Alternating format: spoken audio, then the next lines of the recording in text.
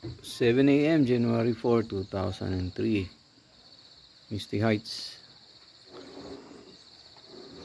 Yung katapat namin dun, Hills View Mountain Resort. May fog sa gilid ko ah. Umuusok ko.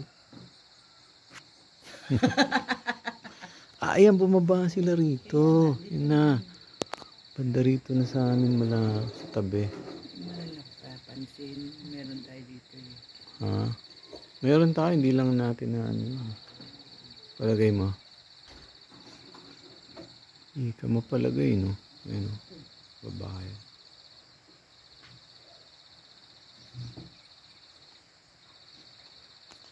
Doon lugar ng mga IP, no? Matigsalog.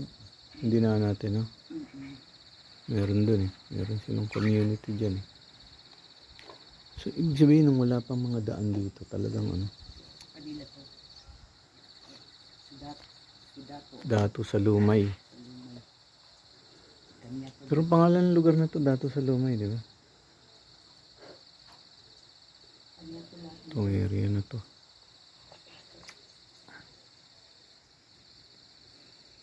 Ito hot tub.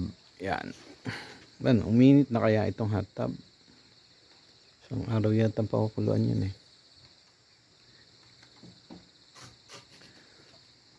You know, wedding o prenup or setup nila dyan.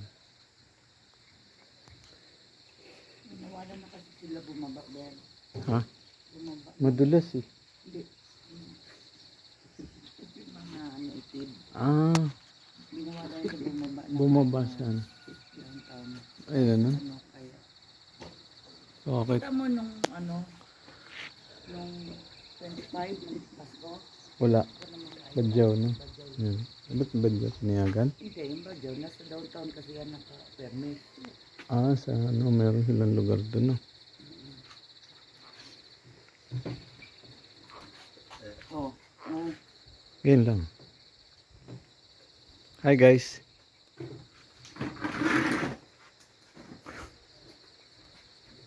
Yung tignan mo, kabait. Ha?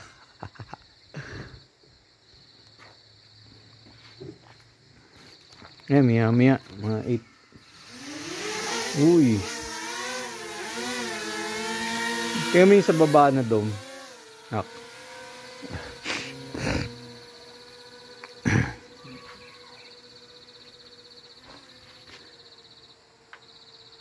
Palapad si Kuya. Kuha mo na shot sa baba. Kita. Siyempre. Hindi, malapit pa lang yan.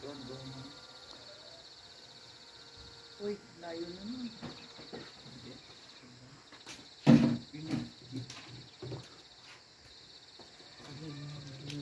Kita mo sa baba. Yung isang dome. Dalawang dome dito. Sa Misty Heights. Paglaon tsaka Kalinaw. Dome. Ganon din yung pintuan. Di parehas lang siya, kaya lang malayo. At may less 1,000. Plus 1,000 dito sa Paglaom. Tsaka yung per head dito mas 1,000. Doon 500. Per head. So dito, pag pumunta ka ng Misty Heights, hindi pwede walk-in. Hindi sila nag-accept ng walk-in. Facebook page, message na lang dun.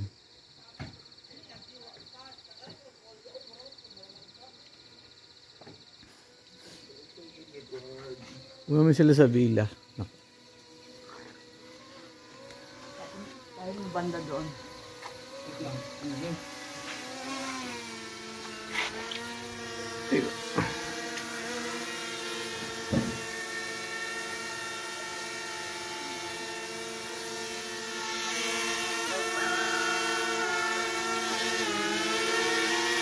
Banda rito. Baka maano yung prop doon. Wireless yun. Ha? Wireless. Sabi ko pa.